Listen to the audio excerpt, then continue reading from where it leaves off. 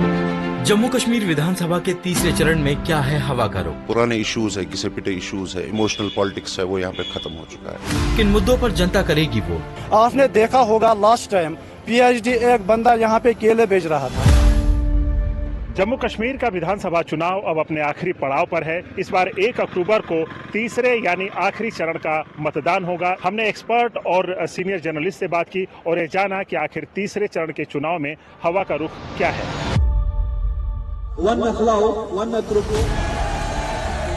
आखिरी फेज में जम्मू की 24 और कश्मीर रीजन की 16 सीटों पर वोटिंग होगी। एक्सपर्ट के मुताबिक इस बार घाटी में गुरेज सीट पर बीजेपी जीत सकती है। इंजीनियर राशिद की अवामी इत्तेहाद पार्टी कुछ सीटों पर जीत की दावेदार नजर आ रही है, जबकि एनसी कांग्रेस अलायंस से ज्यादा सीटें जीतकर बढ़त बनाना चाहेगा। तीसरे चरण में क्या होंगे सियासी समीकरण, सबसे पहले ये जानते हैं। पहला, तीसरे फेज में बीजेपी मजबूत पार्टी बनकर उभरेगी। एक्सपर्ट का मानना है कि आखिरी फेज में बीजेपी घाटी में जीत दर्ज कर सकती है, जबकि सीटों की संख्या में एनसी कांग्रेस का गठबंधन दूसरे नंबर पर होगा। नॉर्थ कश्मीर में इस बार इंजीनियर राशिद फैक्टर नजर आएगा।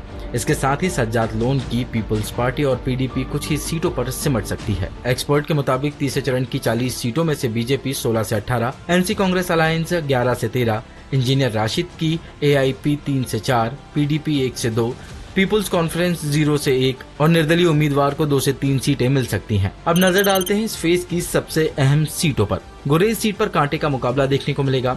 यहाँ से बीजेपी की तरफ से फकीर मोहम्मद खान और नेशनल कॉन्फ्रेंस के कैंडिडेट नजीर अहमद आमने सामने होंगे। नजीर यहाँ से 3 बार से लगातार चुनाव जीतते आ रहे हैं। बीजेपी कैंडिडेट फकीर पहले निर्दलीय विधानसभा का चुनाव जीते थे, बाद में वो कांग्रेस की तरफ से चुनाव लड़े, पर वो बहुत ही कम अंतर से हारे।